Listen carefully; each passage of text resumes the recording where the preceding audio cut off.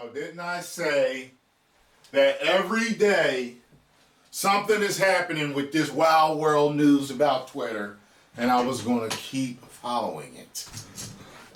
Yo.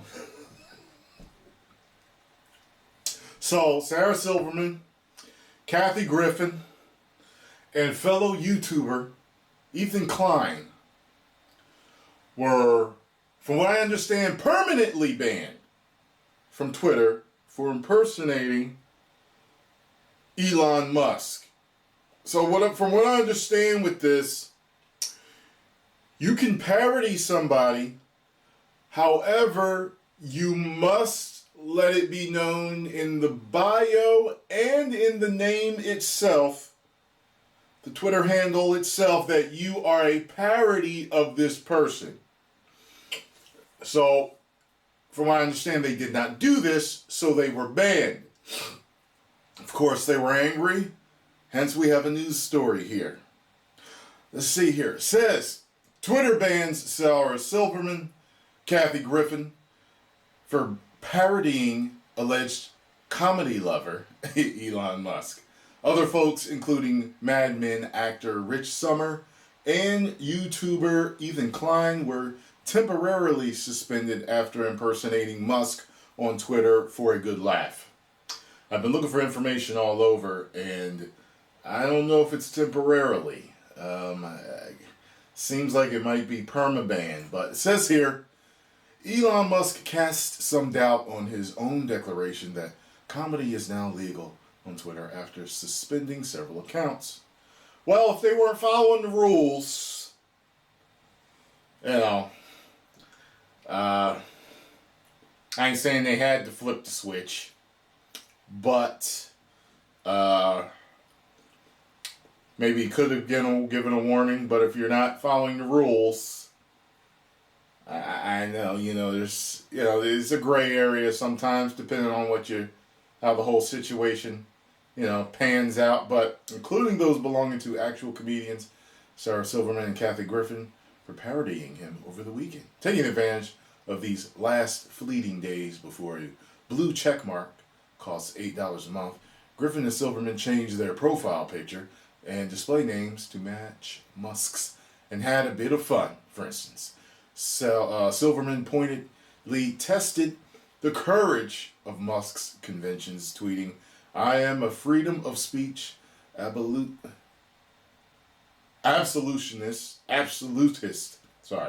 absolutist, and I eat duty for breakfast every day." Doesn't say parody in the name, so see, comedy is now legal on Twitter. I am a freedom of speech absolutist, and I eat duty for breakfast every day. And then next, your account has been locked. What happened? All right. Griffin, meanwhile, used the bit for some pre-midterms rallying, writing, "After much spirited discussion with the females in my life, I decided that voting for their choice is only right. There are also sexy females, by the way. Vote blue to protect women." Other people who spoofed Musk and faced the consequences included everyone from writer and pro football player Chris Kluwe and journalist Christopher Hooks to Mad Men actor Rich Sommer.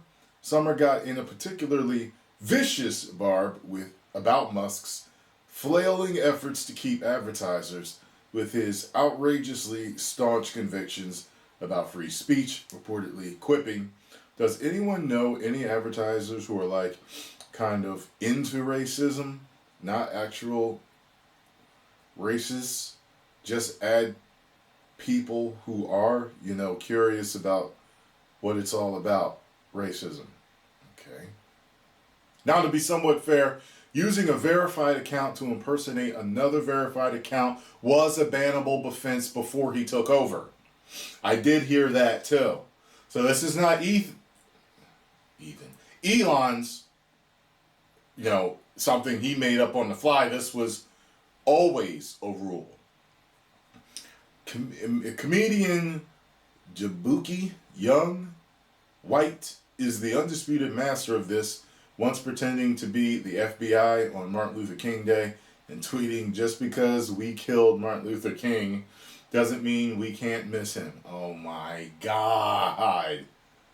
But Musk's ostensible free speech absolutism combined with his ostensible love of comedy, this is a guy who reportedly tried desperately to get Nathan Fielder to laugh at his jokes, adds a truly delicious dimension to it. Along with suspending the aforementioned accounts for their crimes, Musk outlined some new policy points to address the supposed problem on Sunday. Going forward, any Twitter handles engaging in impersonation without clearly specifying parody will be permanently suspended, Musk said. Previously, we issued a warning before suspension, but now that we are rolling out widespread verification, there will be no warning. This will be clearly identified as a condition of signing up to Twitter Blue. Any name change at all will cause temporary loss of the check mark. Interesting. So, if Kanye got a blue check mark and you change the name from Kanye to Ye, he'll temporarily lose the check mark. It's unclear if those rules have actually kicked in, though, or whether they'll even be adhered to. YouTuber and podcast host Ethan Klein earned himself a ban after changing his profile to match Musk's, despite clearly putting parody in the account in his bio and header. It seems like Musk is still learning to take a joke, especially one like Klein's. Ghislaine Maxwell is an extremely decent woman who I had the pleasure of meeting several years ago, Klein tweeted. It's a shame she's been demonized and ran over by the press. Hashtag free Ghislaine. I don't know what that is. Is that Ethan's chick? I don't know. Anyway, yeah. Wild. So he didn't have it in his name, but he had it in the bio and header of the bio. So it technically didn't say parody. You know what? Personally, I'm just like this, but you guys know that. Like, I don't attack anybody. I'd have left him alone. Really, I'd have left Elon Musk alone. I just kept doing my thing on Twitter and just left him alone. Like, a lot of people like to pick a lot of fights, man. Pick so many fights on Twitter. It's not me, you know. So I guess we'll see if they will ever be back. I heard Kathy Griffin started tweeting from her mother's account. Yeah, her mother's account.